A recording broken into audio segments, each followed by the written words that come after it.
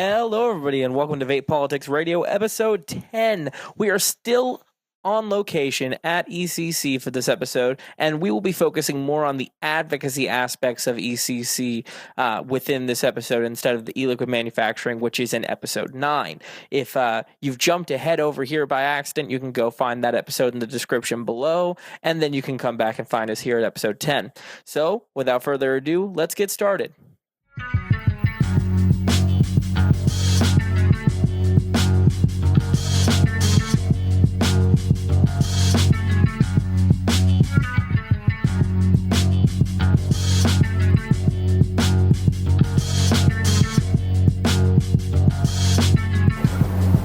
What is going on, everybody? I am outside the very last hall hanging out with some guys from Vapor Trail that I really think you guys need to hear from.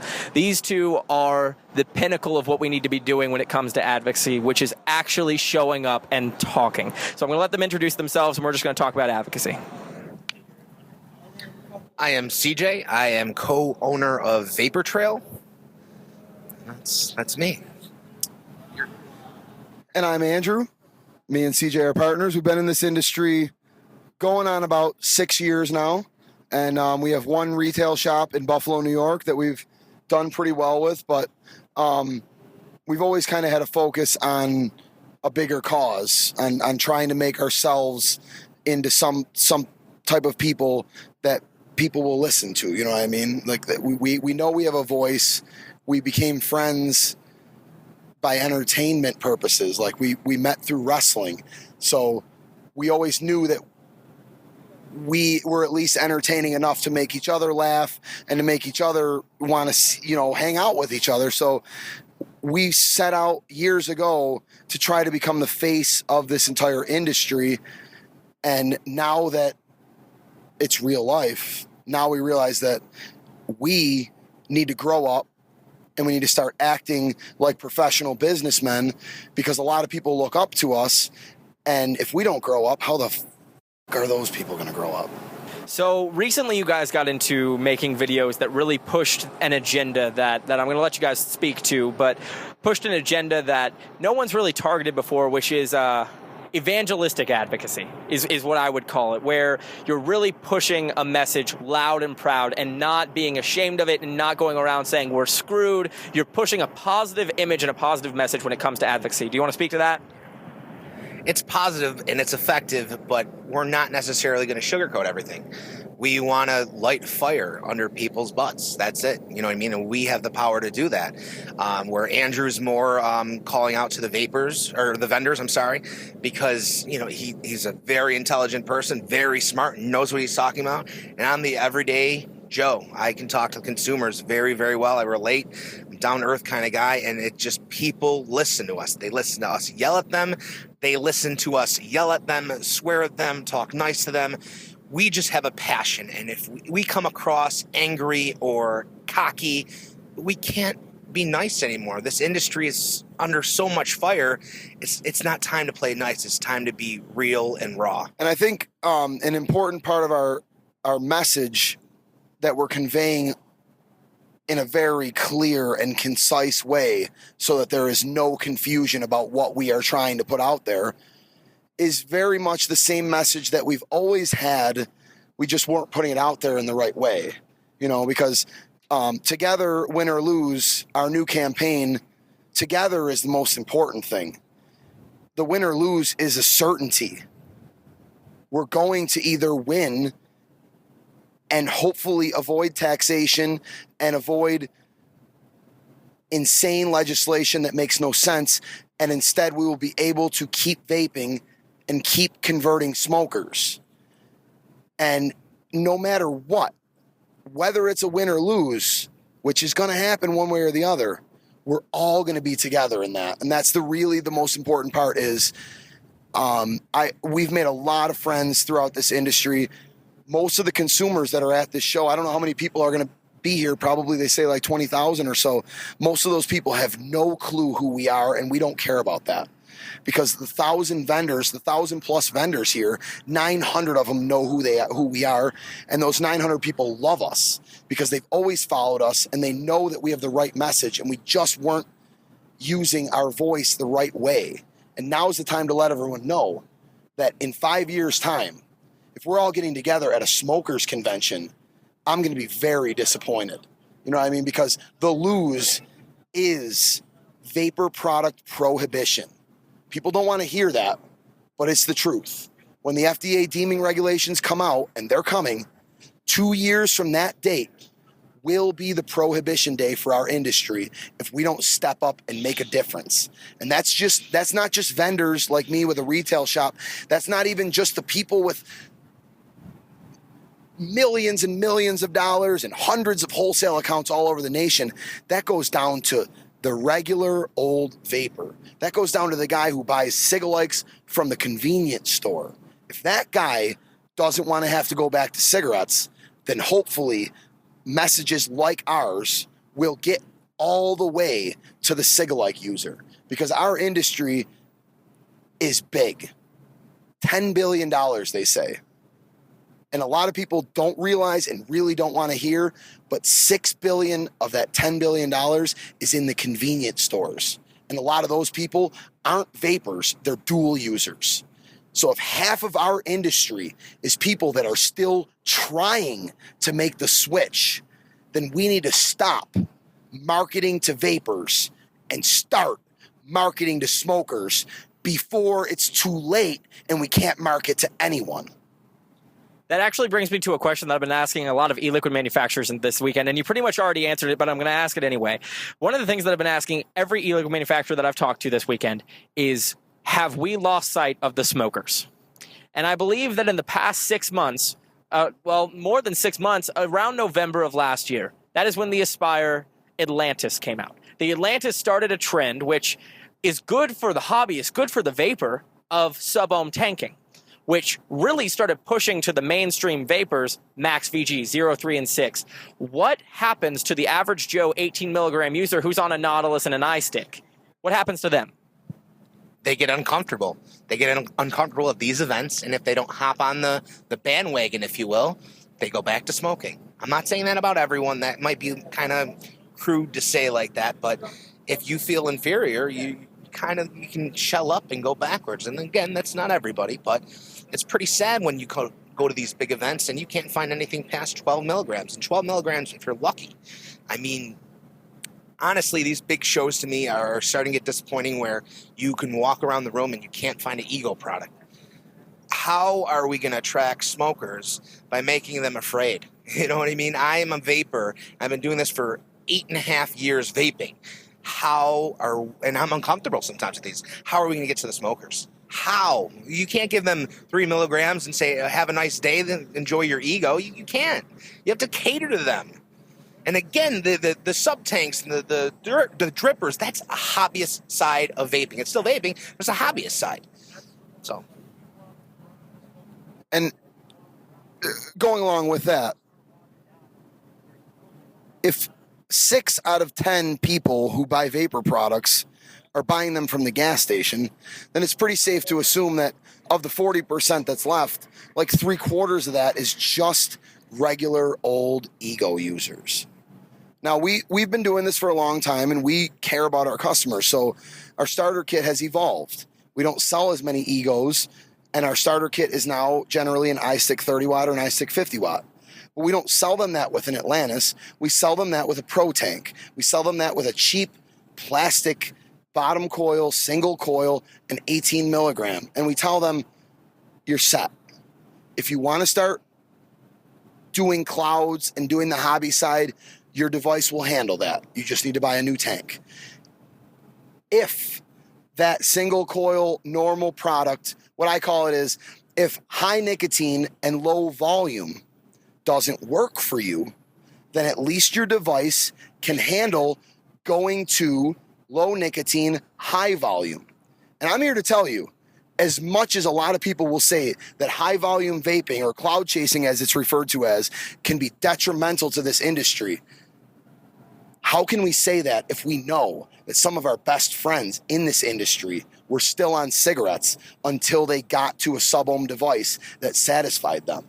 It's just not fair. You know what I mean? And until we realize that all of these products exist because smokers need options. You know, like one of the things I've been telling everyone, very few people that smoke cigarettes take that cigarette and lung hit it right into their lungs. 5 years ago, when CJ and I started selling vapor products at the flea market, we had to teach people, some people, not a lot of them, but a small percentage of people, we had to teach them.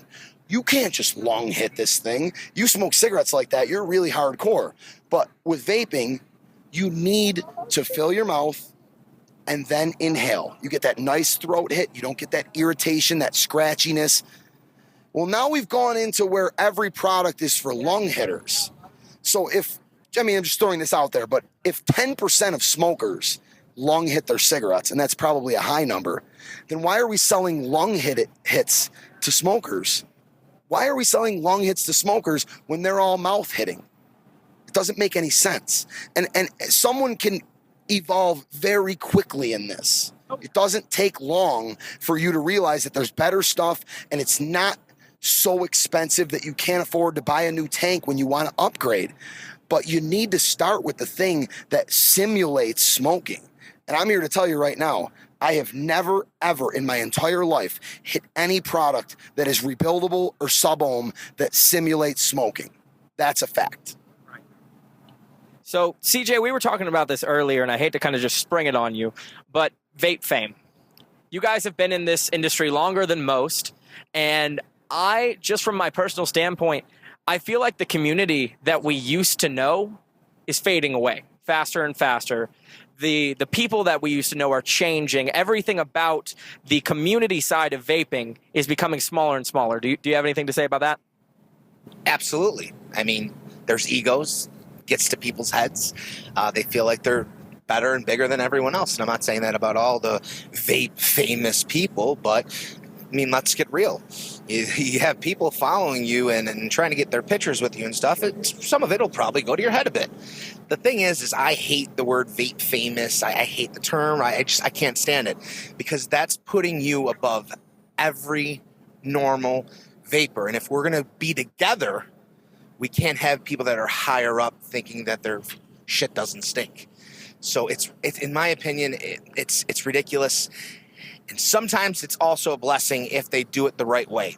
If they don't have the egos and give people the time of day, like I see Phil, and Phil greets every single person he sees. Even if he gives them 2 minutes, he'll give them a hug. He's nice, and he sends a positive message. He just doesn't sit there and review products. He's telling people to go sign bills, and he's amazing. He's fighting because he's a vapor, just like me, just like you, just like grandma, whoever. So as long as it doesn't get to their head and they don't think their shit stinks, then we're good. Be vape famous. Even though I hate the term, do that if you can send a positive message. And one of the things that's a part of our message is we're not going to name a lot of names. You know what I mean? Because a lot of the stuff we're talking about, we're firing shots. And I don't want to fire shots at people. That's part of what's wrong with our industry. If you see a vendor that's making a questionable decision, you don't need to take a picture of that and spread it so it goes viral on the internet. You need to step over, find out who the owner of the company is, pull them aside away from their booth, and explain to them how you think what they are doing may or may not be detrimental to the industry. You know how much further that goes? You're going right to the source. They don't have to wait until they hear about the buzz on the internet, until their company is in trouble, until we're making our industry look bad just to point out the flaws of one vendor. We're the guys that are here to tell you we had to go through and do everything the wrong way just to learn what to tell everybody to do and what not to do. You know, we just talked about smokers, and that's a really important part of our message. And one of the things I'm really down on is making fun of smokers. And I don't say that because I want to yell at people for making fun of smokers. I say that because I've been doing it for 6 years, 5.5 years since I quit officially. I've been making fun of smokers. I have friends that I set up with a kit. And then when I see them the next time and they're smoking a cigarette, I say, "Oh, that's a nice mod you got there." You know what I mean? Yeah. What are we doing? We're pushing that person to the team of smoking. I was the type of smoker where when I saw an anti-smoking ad on television, I lit up a cigarette because I wanted them to know from my own living room where there's no way they would know that you're never going to switch me. And the more you try and smear the thing that I love, the more I'm going to grab onto it.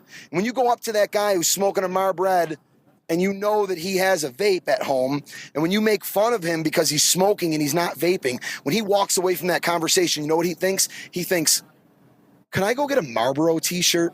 So the next time I hang out with that vapor asshole, I can wear my cigarettes. I can show him what team I'm on. Is that really what we want to do? Do we want to make smokers be more hardcore about smoking? Or do we want to make them realize that you can dump that shit? It's really easy. And you don't have to get rid of your nicotine either. We all started this for one reason, because nicotine makes you feel good at first. It gets you high at first. And then as soon as you stop getting high off of that cigarette, you're hooked. And you're not hooked because it's chemically addictive. You're hooked because it changes your life. Nicotine is a personal delivery system of antidepressants, in my opinion. And I'm the type of person where I would probably be loaded up with antidepressants and anxiety meds and every other thing in the book, and I've never, ever taken a single pill in my life because I've been smoking cigarettes since I was 14, and every time somebody pisses me off, I light up a cigarette. And now we're in the future, and now every time someone pisses me off, I put higher nicotine strength in my tank.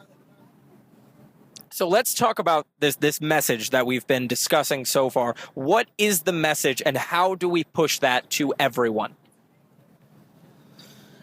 I see the message as getting everyone together. It's right in the title of what we do, together, win or lose. So no matter what happens, we need to be together. My objective is to have consumers, the everyday vapors, fight. I mean, I've been to hearings and stuff like that, and it's always vendors. There's no consumers. Consumers also need to go into their local shops that they go to weekly, and they need to find out if their local shop's involved in fighting for their rights.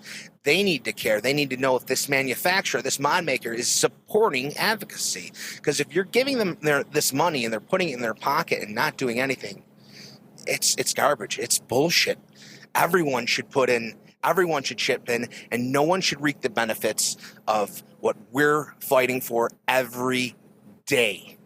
And that starts with the vapors. There's a lot more vapors than vendors, and they have the power. And then once we have that all accomplished, and like I said, every single day these people go into shops, they have the power to let people know. And if your shop doesn't, ask them to be involved. Show them our video. Show them another video. Show them the way. That's all that you have to do. We've been going around here, been talking to a lot of people. By tomorrow, my voice is probably going to be gone. And I've been trying to kind of dance around the actual message. I've been telling people what we're doing, but I want them to watch the videos. I want them to hear the message firsthand. I don't want to tell them the hook. And then when they watch it, they're like, oh, well, this is the same thing he told me when I met him, you know. But I'm going to tell you what right now, and I'm going to try and quote it right from the video, what the message is. Vaping is not smoking. Vaping is vaping. Vaping is our own thing. It was built on the backs of people like myself and you, and we cannot let them take that away from us. We need to stand up, and we need to fight for this thing that we all helped create. And if we don't, then we're going to have a lot of regrets at the end, because the next time I see you guys, I'm going to ask you for a fucking light. And that is the message. Vaping is vaping. And it doesn't matter how you vape, as long as you're not smoking cigarettes. And frankly, it doesn't matter if you're smoking cigarettes, as long as you're reducing the amount of cigarettes you smoke by vaping, you're already on our team, even though you still smoke.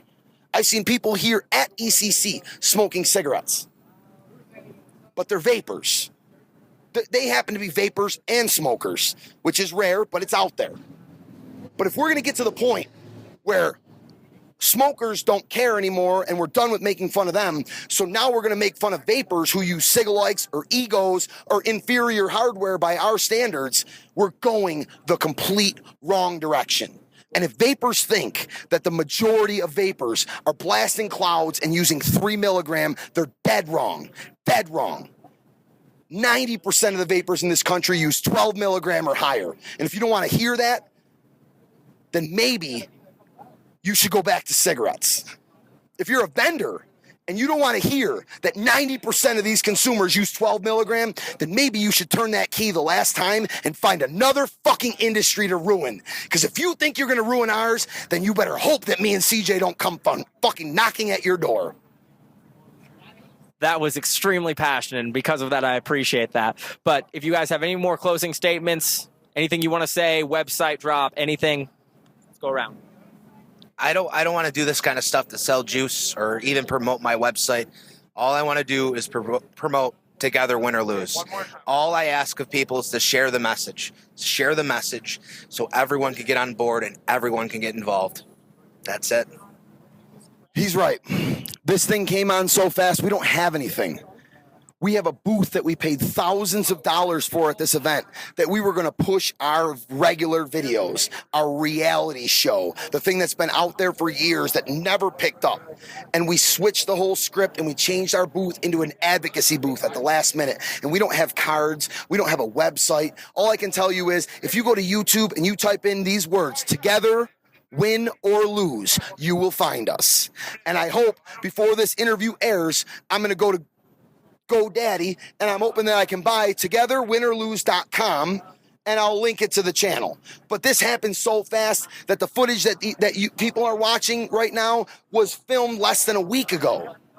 And thank God we have a guy who's been with us for years who could take that, lay it down, cut it up, make the message, and it's out there before ECC because not a lot of people have that kind of thing going on. But our message is out there, and it happened really quick. It happened so quick that we don't have promotional material. We have nothing to hand to all these thousands of people that are walking by, and we don't care. Because if they stop and they talk to us, how many things do you get handed to you at these events and you walk to the next garbage can and fucking throw them out? Your pockets are full of stickers and business cards. And when you get home, you empty that shit into the round filing cabinet, the garbage can. None of that shit means anything. Cards, websites, nothing. If this means something to you, you will find us. That's the message. Awesome. Thank you, guys. Thank you, Andrew. Thank you, CJ. Appreciate you guys.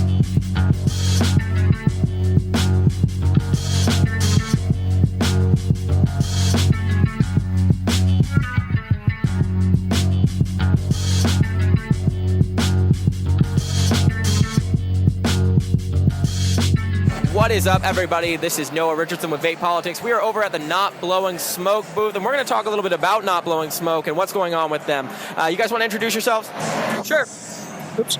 Hi, I'm Stefan Didok, and I'm the creator of Not Blowing Smoke. I've been vaping for, I think, roughly about 4 years now. First year, I was on Cigalikes and mostly a dual user, like many vapors are, because dual use is just this little period before you completely manage to switch. And Not Blowing Smoke basically got started as a joke, but we'll get into that in a second, because I want to introduce you to my partner in crime, Jason. Hey everybody, my name is Jason Downing. I'm the master wordsmith for Not Blowing Smoke. I've been vaping for just a little bit less than 2 years. I'll be coming up on 2 years in October. And I'm actually also an accidental quitter. I started vaping actually part-time because I figured, well, you know, if I'm smoking a little bit less, that's probably good. And that progressed into this moment of realization where it's like, wait, I don't need to smoke anymore. That's fine. I can do this. And I've been vaping ever since. I've been involved in advocacy since probably 4 months after I started vaping, maybe 5. And got together with Stefan, and it's Not Blowing Smoke's turned into this crazy thing that I don't think anybody ever expected it to be. Awesome. So Not Blowing Smoke is kind of a play on words with the California ad campaign, Still Blowing Smoke, which was specifically targeting e-cigarettes in a negative light by going after the oh-so-overused argument, think of the children. It's all about the children. Stefan, would you like to speak to that? Sure. Well, since I sort of know what the audience is that we're speaking to, everybody gets a good laugh out of the argument of the children. We've seen what happened with Leno's bill and how it was all about the children until the bill got killed and now comes back in a special session that is all about closing a $1 billion deficit. So the whole children thing just really doesn't do it for me. It doesn't do it for any vapor. And luckily, a lot of legislators these days are also starting to realize that that's not it. And I think an important thing for us to remember and for us to use as ammunition in our fight is we're thinking of the children too, because we're trying to save the lives of their parents and their grandparents, their brothers, sisters, mothers, and fathers. The think of the children argument is a classic thing that, gets a lot of attention, but in my opinion, the people who typically use that argument are really thinking about something else at the time, rather than truly being concerned about, children. I think vaping is obviously, it's a better way for people who have not been able to successfully quit using other means. It's certainly better than smoking. That's no question. Absolutely. So when did Not Blowing Smoke start? Everybody's seen the ad. It's been going around Facebook, pretty much all over the internet when it comes to the vaping community. How did that really get started? And specifically, when did it get started? Because I know there's an interesting story behind that. Yeah, the story is something that a lot of people who were involved from early on sort of know, but a lot of people right now aren't aware of. So it was about March 19th, I think, in 2015. I got a tip from someone, and I'm not gonna mention who, but they saw this campaign that was being prepared by the California Public Department of Health, and it was called Still Blowing Smoke. I found their website.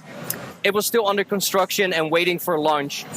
Since I have a tech background, it wasn't too hard for me to figure out what the page names were that they're using. So I got a very early sneak peek at their total website. I saw the videos, and not only was I appalled, I was like, we have to do something. This site is going to launch on Monday in 2 days. So I made a very quick decision, bought the domain notblowingsmoke.org, copied a bit of their style, and changed the messaging.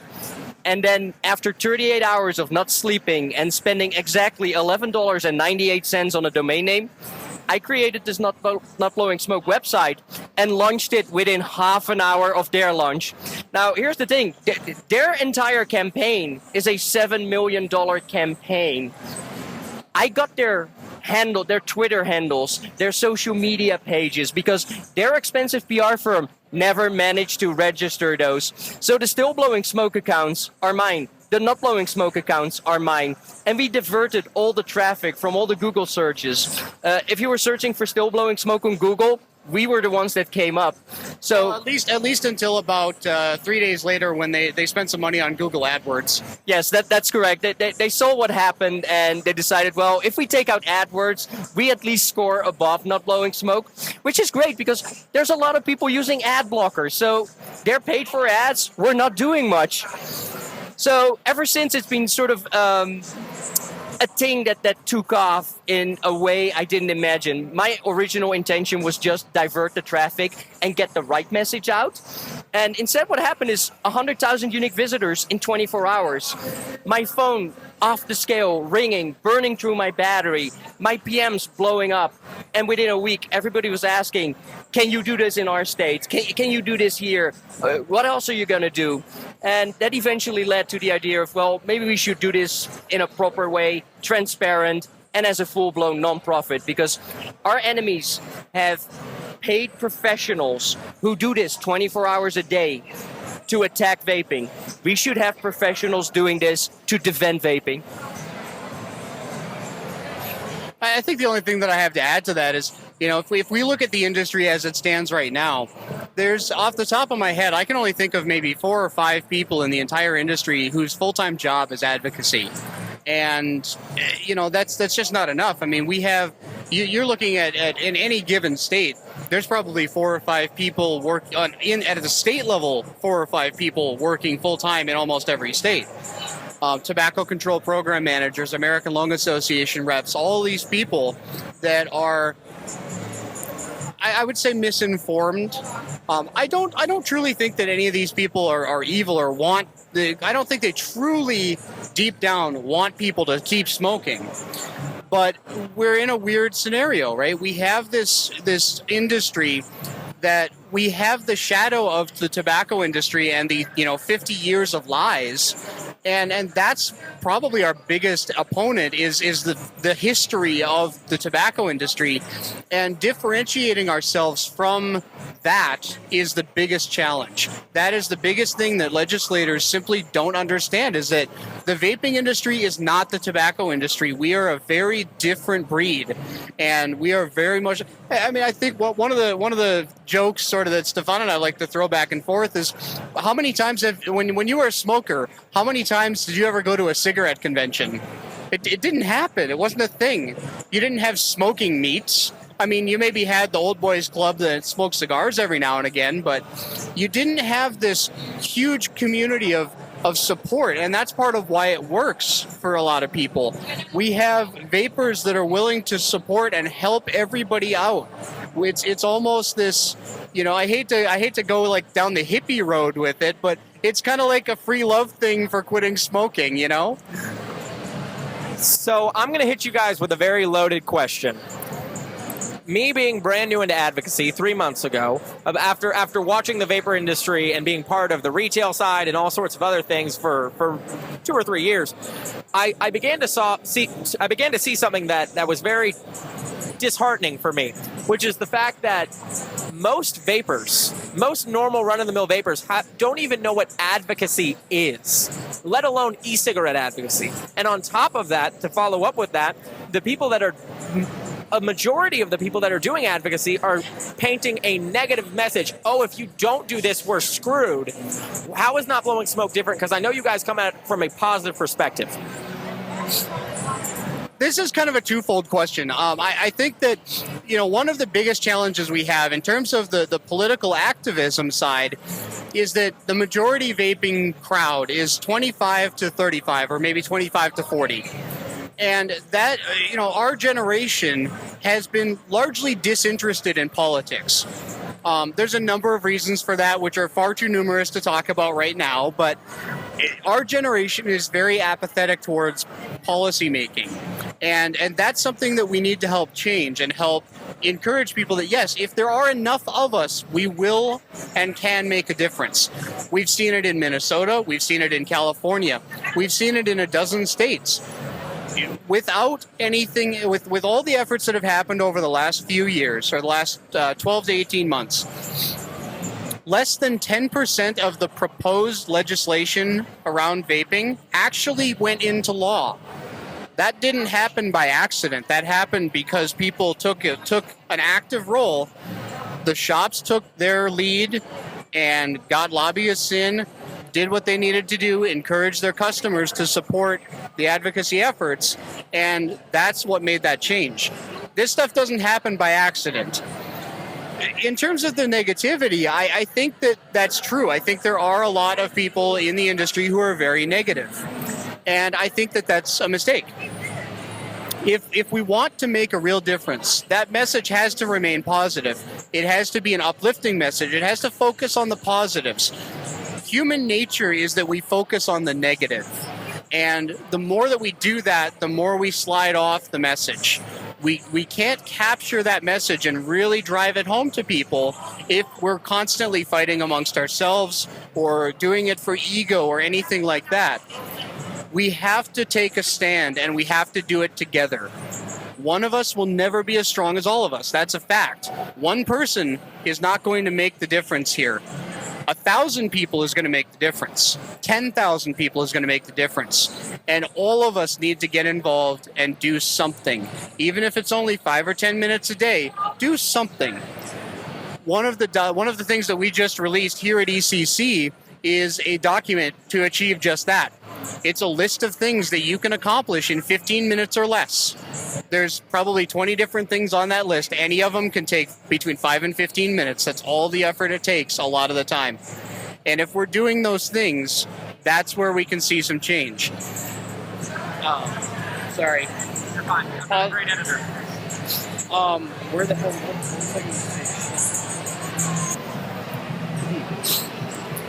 So one of the key goals of Not Blowing Smoke as we continue to develop this campaign is we want to reach out to those people who don't typically get involved, and that's the average vapor. Because the hobbyist folks, the people who are doing rebuilding and sub-ohm vaping and all of that stuff, these are people who are sort of already in the fold. We know that they're going to be involved.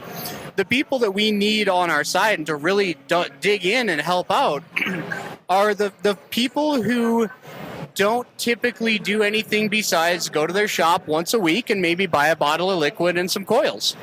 Those are the folks that really need to be engaged, because as much as we like to think that, you know, the hobbyist side of the industry is the majority share, it really isn't. It really isn't. It's, I would guess, and as is ballpark, but I would guess about 15, maybe 20%. There's thousands and thousands of people out there who just, they used it to quit smoking, and they got their little ego battery and their pro tank, and that's perfect for them, and it's worked for them for 2 years. They don't need anything else. They don't want anything else. But those are the people that need to be engaged in the vaping community. More broadly, we also want to try to reach out to non-vapers, because especially family members, people who have never been smokers and don't vape and, you know, don't necessarily have skin in the game, so to speak. But that's one of our narrative documents as well, that it's sort of, I like to sort of jokingly refer to it as vaping for dummies. It's a short document, single page, that explains vaping in terms that are understandable to an average person. There is a lot of heavy science and heavy politics and all of that involved in this industry, and it's very difficult for the average person to figure that stuff out. So one of the things that we have been very successful at is distilling those complicated concepts down into a very simple, easy to understand narrative. Right, and to add to that, we have so many requests from retailers saying, where can I get more information? What can I carry in my stores? Do you have posters? Do you have print material? And since teaming up with Danielle from the Truth About Vaping videos, a lot of stores are running the videos, and sometimes I just go into one of these vape stores and be a little incognito and engage with the customers there. And they see the video while they're waiting for their stuff or hanging out in a lounge. They see the video and it's like, wow, I never knew that. And conversations take place in these shops. So one of our main missions is to definitely get more information into the shops and get people more involved and aware, because going into a shop and meeting with a customer who says, yeah, I read something in the paper. They're trying to ban all this vaping stuff, right? But they'll never succeed in that. And then you get into the conversation about, well, they could actually succeed. I can't be in every store. There's not enough of us. But if we can get enough material in these stores, that's going to be a really big help. Great. So I guess the last question I would really ask is, I'm asking this to all the e-liquid manufacturers, but I think it kind of applies to what we're talking about. And I kind of want to get just your opinions on it. I've been asking e-liquid manufacturers all weekend long, have we forgotten about the smokers?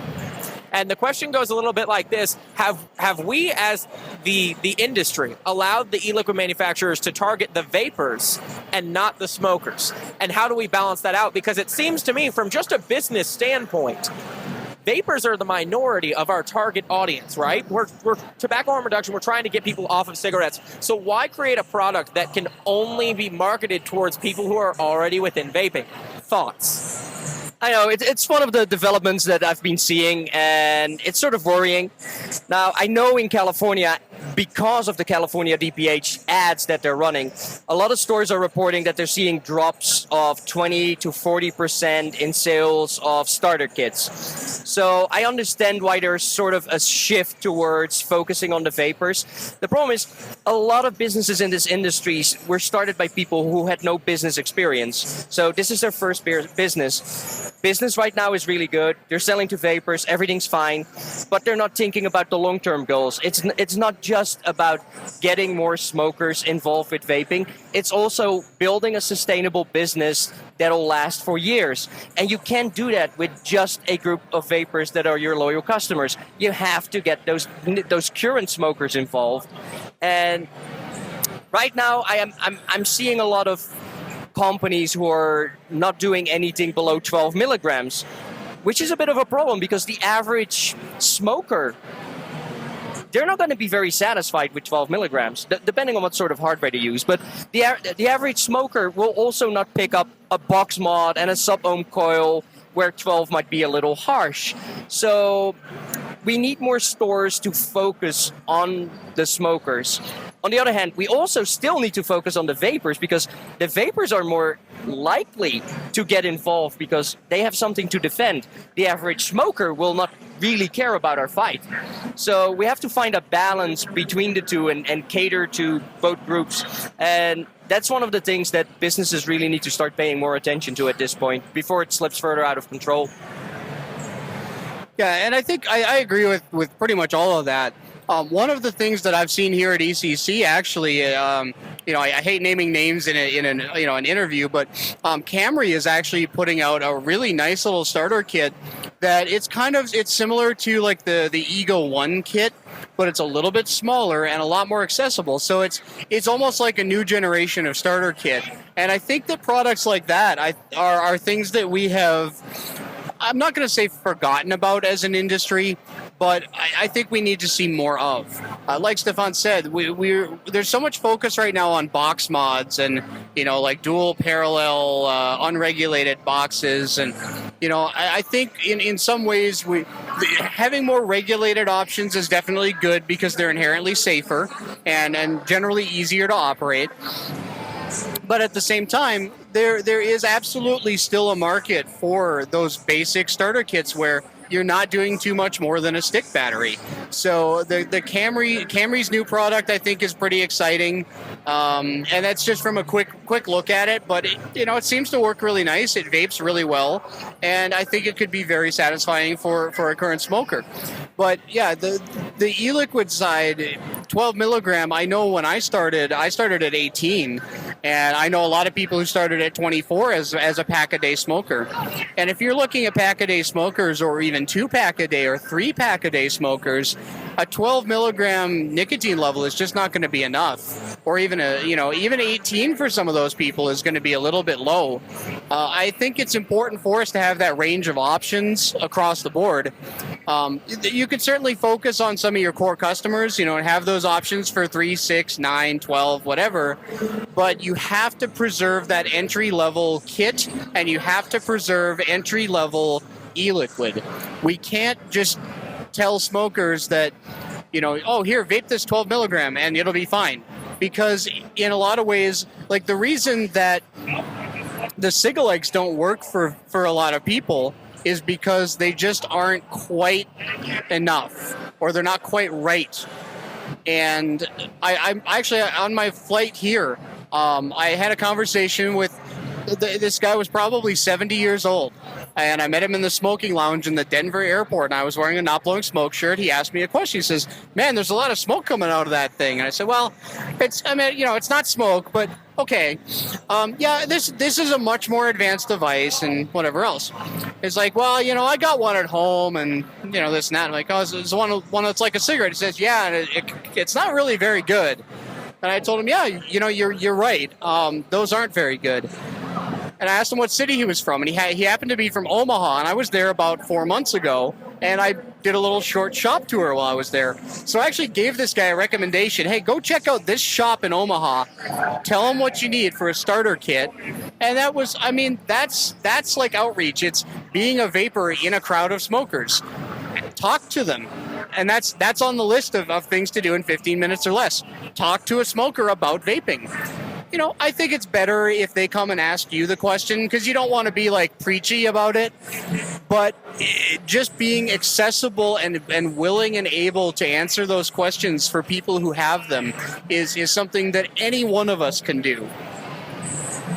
So last question, let's talk about Mark Leno for a moment, because that's something that everyone really got involved with when it came to the Not Blowing Smoke. Put the image that comes to mind is the black and white image that got posted on Instagram. Game over. Here's the issue, though. The game was far from over, unfortunately. So tell us what happened the day of the big talk and when it got shot down, and then what happened immediately after. Stefan? Right. So I can't really disclose the details on why things happened the way they happened, but everybody knows a bit about how the lobbying effort goes and what's involved. So the outcome was pretty much predetermined. I drove off to Reno because I was no longer needed at that point. I was just there to greet people and say hi and do the whole like fearless leader thing. And so in Reno, we had a massive party. We had a really, really massive party. I can't even remember how many drinks I had, but it was off the scale. The second day, we were still in party mode, and I get a message saying, something's going on. SB 140 is being put back on track. And I'm like, wait, we're back on track how? And in the third day, I was told, well, the governor's calling for a special session. He's looking to close $1 billion deficit.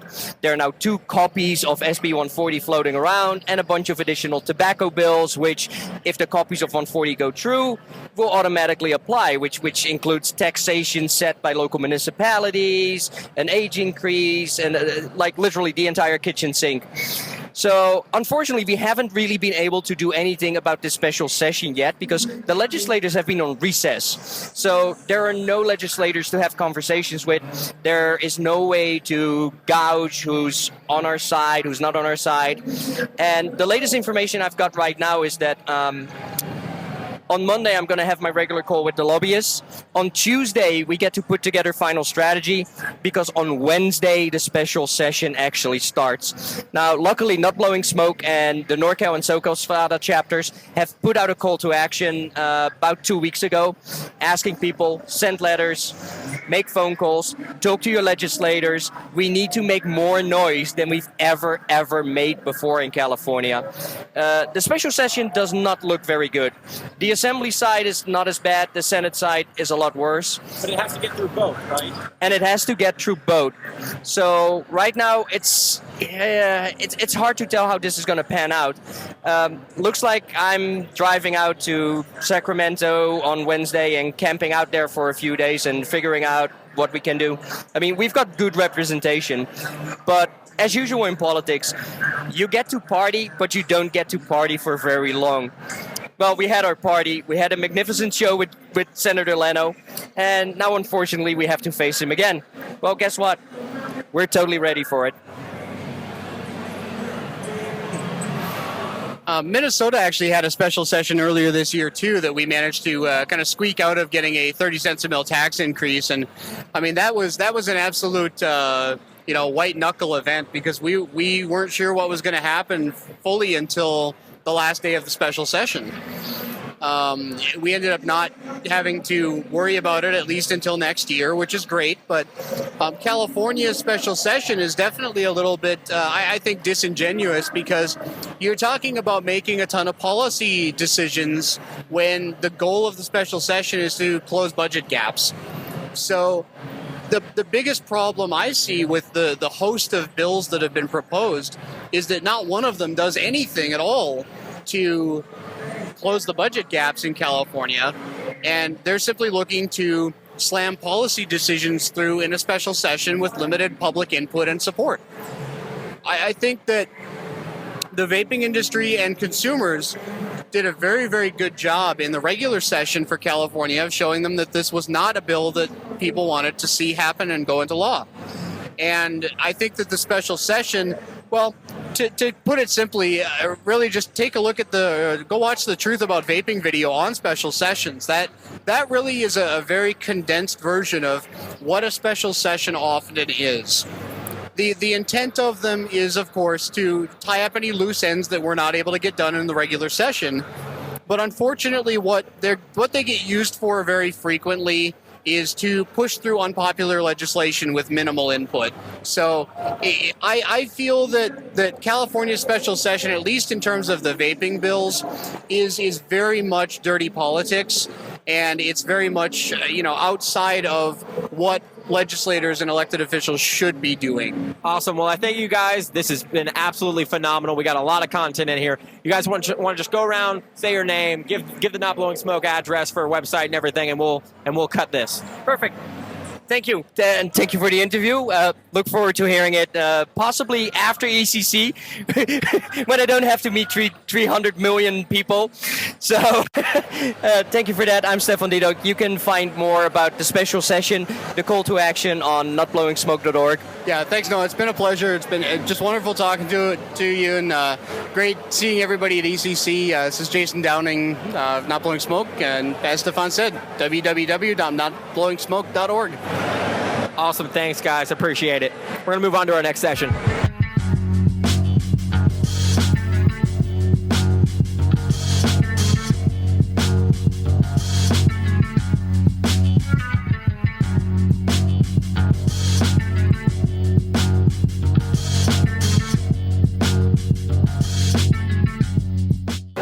Welcome back, guys. This is going to be the final interview for Vape Politics Radio here at ECC. We are still here on location at Hall 4, and I'm over here at the Revolve booth with our good buddy Austin Hopper. Austin, you want to tell everybody what we're doing here? Well, we're coming out and we're actually just being a part, being one amongst many, and I'm glad to see you save the best for last. No question about that, Noah. Always for you, Austin. I'll always save the best for last. So tell me a little bit about Revolve, what's going on, and the new campaign that you guys are pushing with a few other vendors. All right, 2 questions. Let's start with the first one. Revolve is basically lover backwards. So if you look at our flavor profiles, we got Friends with Benefits, we've got Date Night, we've got Her Addiction, and it's just putting a nice positive spin. So when people say, who are you marketing to? There's no question who we're marketing to. We're marketing towards adults. So there's no question about that. This was the launch. And I just can't thank the vape community enough, because I've had the privilege of being with some amazing brands, and just to be able to launch something and have people overwhelming response coming to the booth and just picking it up. They don't have to try it. They don't have to do anything. They're like, awesome, we're not worried. We know it's you. It's going to blow up. So it's just amazing. All my distributors have come out. So my Missouri distributor, my Arizona distributor, Florida, Georgia, everybody's picking it up. So it's going to be in stores near you very soon. But, there's just that type of campaign. And then we thought, well, what's the next thing? What do we do? And how do we support the community as a whole when it comes to vaping? And that's when the Vape Responsible campaign came out. So we partnered with Vault's Vape Lock, the vape cases, so that we can actually lock them up with combination locks. So one of the things we're going to be doing is we're going to be doing a social media campaign so that people can show us how they vape responsible, whether that's putting it on a high shelf, that they have children in the house that they can't get to, that they're locking it up. They're putting it in a toolbox, whatever it is, for a chance to get one of the cases. Because what we know, and you and I were there when Mitch Zeller said, you guys are sitting on your hands, and you guys have got to do something. And we all know the biggest platform for any politician is children, because everybody will get behind protecting children. Well, guess what? The vape community is protecting children too, which is why we're doing the Vape Responsible campaign. That's what it's about. That's why we're doing the Vape Responsible campaign, because if people need to lock up their medicines, they need to lock up their guns and their ammo, they need to lock up their liquid nicotine as well. We're giving them the avenue to do it. We're going to be putting it on with a bunch of Vaping Monkey, Avell Vapors, Legacy, Hold Fast, Council of Vapors, Propaganda. A bunch of people are going to be getting involved in it. I assume you won't be able to walk into a vape store where you're not able to get this product. Anybody who needs to find out how to become part of the Vape Responsible campaign just needs to email me, austin@revolvevapors.com, and we'll get them set up. This is not an exclusive project. We want everybody involved, everybody who's in the vape community. You know me. I do it for everybody and not just me. Awesome. So I am going to ask you one more question. We didn't talk about this in pre-interview because I honestly forgot about it. But this is the question that I've asked every single person I've interviewed thus far this weekend. When it comes to the vapor industry, it seems that in the past year and a half, we have started targeting vapors instead of smokers. When it comes to liquids, when it comes to hardware, and when it comes to our social media platforms. Number one, do you agree? And number two, how do we fix that? How do we change the narrative to get back to getting smokers off of cigarettes? Well, I think we need to remember that we once were smokers. Now we're vapors. We have to remember that we're not an elitist group and that it's one big vape community. So we've got to figure out, and I'm not sure how to do that yet, but I don't see any reason a traditional smoke shop should be able to carry premium e-liquid, right? As long as they carry the right hardware for it, as long as they have a trained staff. And if that means as manufacturers, we need to go in and train these stores to do that, then that's okay. Now, if they carry drug paraphernalia or they're carrying all kinds of other products that we just shouldn't be involved in as a group, CBDs, for instance, I'm not a fan of CBDs, don't want to be involved with CBDs or any paraphernalia products. But tobacco products, they already classify us as a tobacco product. I know we're all trying to change that. But the key is, if we're going to get smokers, they go to smoke shops. They don't go to vape shops, because a lot of the times when they come in, they don't understand it. And people run in fear from what they don't understand, right? And everybody's going to come in, they're going to pick a particular product off the shelf because that's what they're used to. If you're not a vapor, you don't know that you want Hold Fast. You don't know that you want Cosmic Fog. You don't know that you want Space Jam. You don't know what you want. And we need to take time and slow down and remember, not everybody has the experience we have. And not that, and this industry is still in its infancy stage. Let's remember where we came from and be one amongst many. Awesome. Thank you, Austin. One more question. What do you think about the event? I'm glad that I'm a part of ECC 2015. I know that there's been some amazing things done since we've been here, and there's been some things that need improving. But as I can say, I've never put on a vape convention, so what I will say is I'm sure it's a lot harder than it seems, and we probably need to get some committees together for the next one to make sure things go off without a hitch. I understand there was an issue with one of the Mac family. My heart goes out to them. My prayers are with them, because I think that's a lot of the struggle, because I think they're focused on other things that are really much more important than whether or not we're giving out T-shirts and juice. Awesome. Thank you, Austin. Beautifully said.